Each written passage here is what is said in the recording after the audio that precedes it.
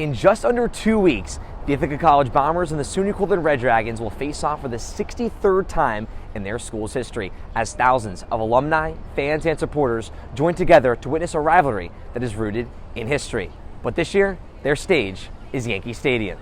It's an exciting opportunity for our guys to play on a big stage. It's exciting for our institution to be recognized once again as one of the strongest alumni networks. Throw division out the window. I think we're one of the, if we're not the biggest, we're certainly the most passionate. The annual Cortica Jug game is played between two Division III football programs in central New York, separated by 22 miles. After both teams play their first 9 games of the season, they finally get to prepare for the 10th, the game that brings two small schools and their love for football to life. Transfer quarterback in 2019, Joe Germanario, quickly understood the implications of this rivalry. You felt as much school spirit as you possibly could at the MetLife game, and you could see the difference in demeanor in coaches and players. And doesn't mean not each week is the correct preparation, how coaches speech, but there's a different element to it for sure. Every year, the two schools square off in November in hopes of bringing the Jug back to their campuses. And for the last 4 years, the venues have changed, but the rivalry has not.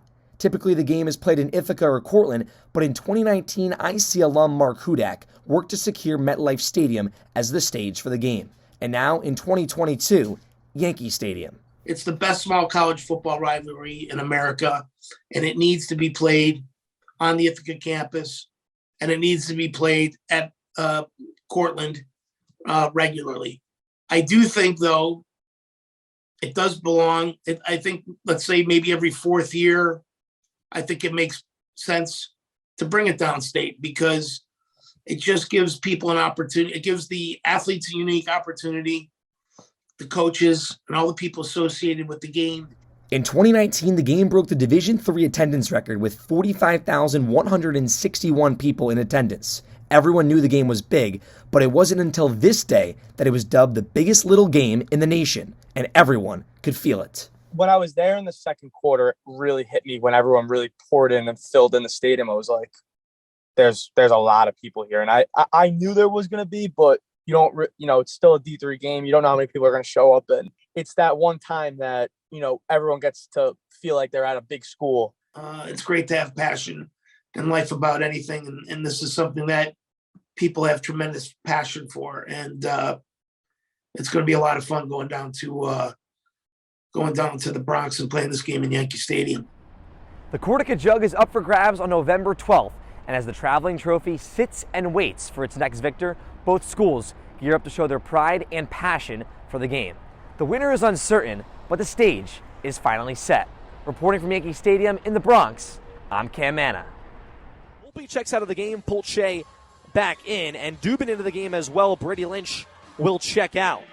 So a lot of different substitutions and combos Dan Raymond's using for his offense. The first time we've seen these 5 on the floor together tonight. An offensive-minded bunch, definitely, that Dan Raymond has put on the floor. Riley, the southpaw, looking for Degenhart on the far side. Degenhart guarded by Dorn. Degenhart left side. Now comes to Perovich. Perovich, an elbow jumper. She's got it. Perovich, 8 points in the third quarter. Union down by 2. Bombers quickly. Coffee on the left wing. A 3-point spark plug. Dorn, top of the key, 2-pointer. Rolls around off the mark. Union now a chance to take the lead for the first time since the first quarter. Emma Riley with it. Comes here to Perovich on the near side right wing. Back up top to the leading scorer, Degenhart. Around a screen now comes to Foreman. Foreman looking to pass. Corner Degenhart. Pump faking the 11 seconds from the shot clock. Degenhart baseline throws one up. This one's no good. Jump ball down low. Looks like it's Pika and Polche, but it will stay with Union. So a new 30 seconds on the shot clock. Minute 30 remaining in the third. And Eli, some substitutions. Here we look at Megan Lee, one of the leading scorers back in the game, along with Olivia Pakla. Haven't seen her since the second quarter. Bombers, offensive-minded team in the game that Dan Raymond has put in. Same thing with Union right now. It's coming down to the wire. You got to score points. Degenhart, the inbounder. On the right side, guarded by Dubin. 5-second violation. Oh, just a timeout beforehand. Union just gets it off. One of the refs, but 5 seconds up, but the near side ref gives Union and Coach Marcella a timeout.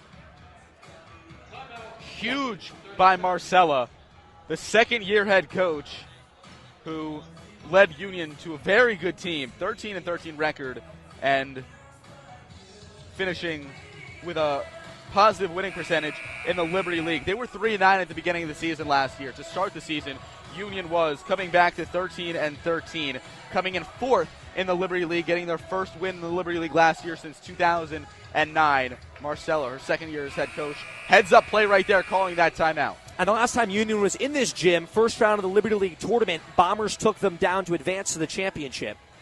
Union has not been able to beat the Bombers in their 10 meetings. 2-point game.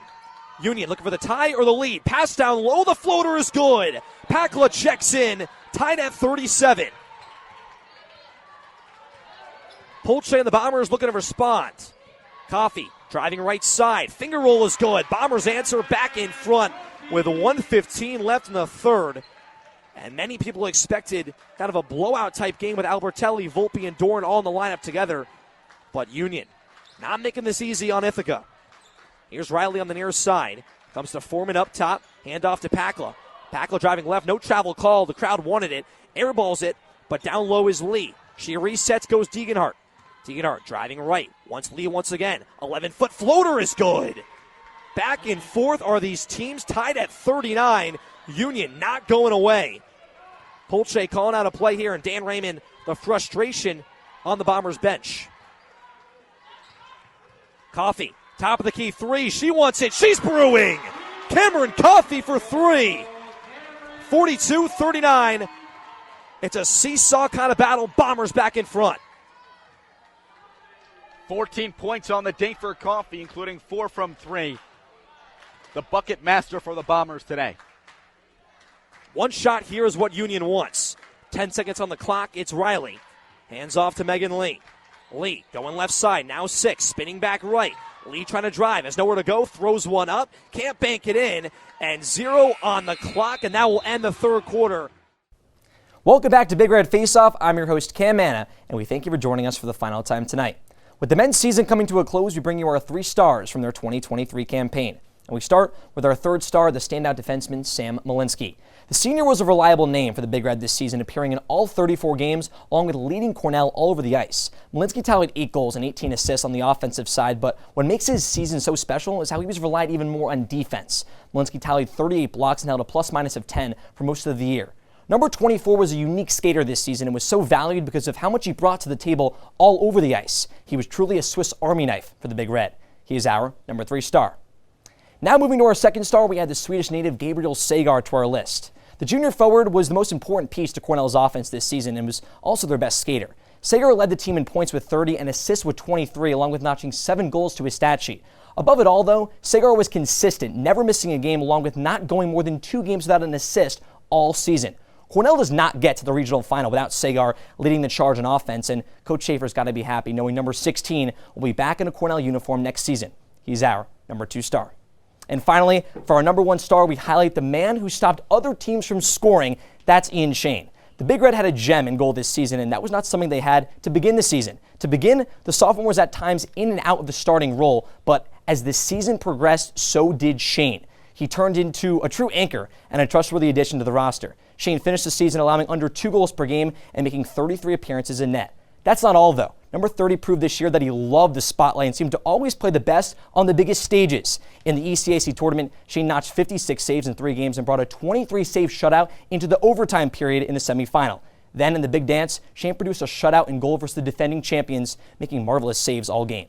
Ian Shane was the main reason Cornell got to where they were. Shane was the anchor this team needed all year and showed the stage was never too big. He shined bright once again. He's our number 1 star. With that, we bring you the highlights from Schulkoff Field. Sunny Saturday skies rising up to 60 degrees. Eli and I actually went golfing. It was so nice out. And Jack Cassadan, look at this nice play right here. Opens up the scoreboard right down Broadway. A 1-0 lead, and Cornell kept it open. 10 minutes left in the first.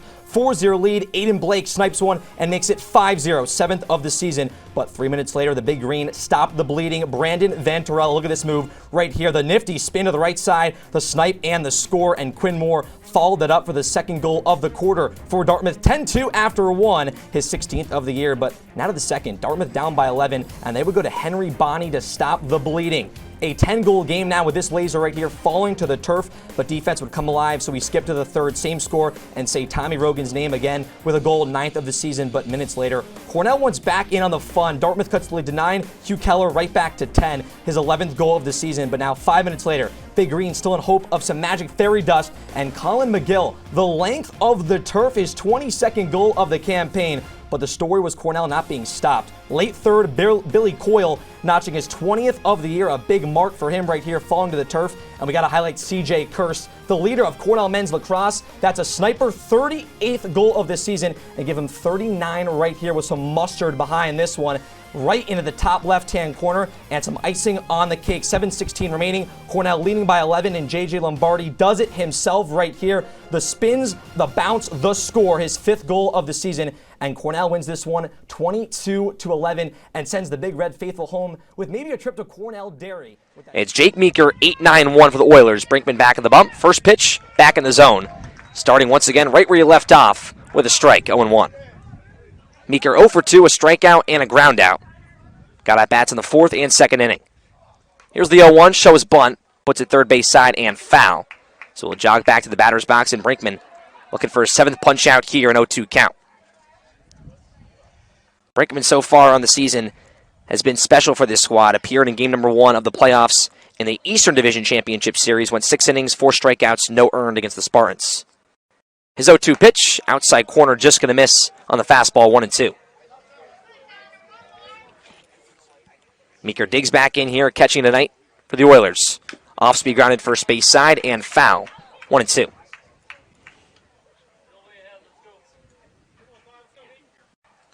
Brinkman quickly back of the mound. That's been the story for the left-hander. Gets a sign from Kenny. Delivers, off-speed, in the zone, strike 3. The 7th punch-out for Connor Brinkman, and there's one away. You love to see that from Brink coming back out. Extending his outing even further, again saving some arms for the Crush for a potential game 3. He is also up over 90 pitches as well, getting close to 100. Now it's to face the 9-hitter Andrew Stillinger. First pitch to the lefty, in the zone once again, at the knees, 0-1.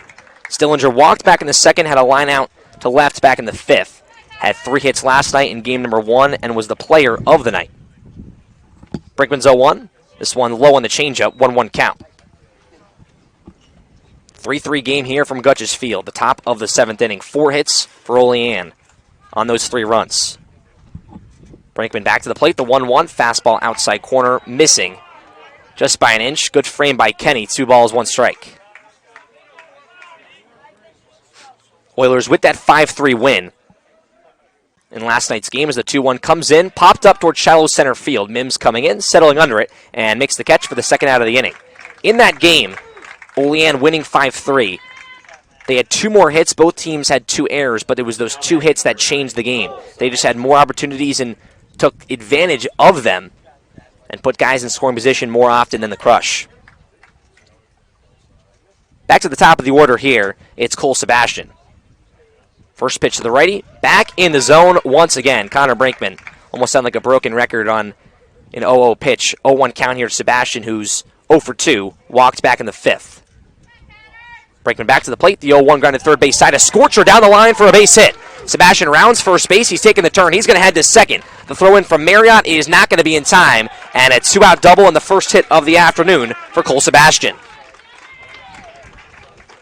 You had to think Sebastian was going to find his swing eventually.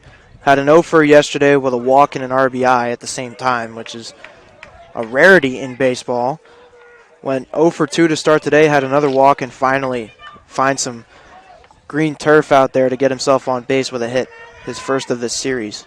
Go-ahead run in scoring position, and here's Dylan Vincent. Pomps this one up towards deep center field. Mims going back on it, settles under it, battling the sun, and makes the catch to end the inning. So Olean gets a hit, they strand the runner, and this game still tied at 3. Fans, this top of the 7th inning was brought to you by United Way. United Way is engaged in nearly 1,800 communities across more than 40 countries and territories worldwide. They're focused on creating community-based and community-led solutions that strengthen the cornerstones for good quality of life, education, financial stability, and health. United, we win. Bottom 7 coming up, and it's a good one. 3-3 game here in game number 2 of the NYCBL Championship Series. We'll be right back.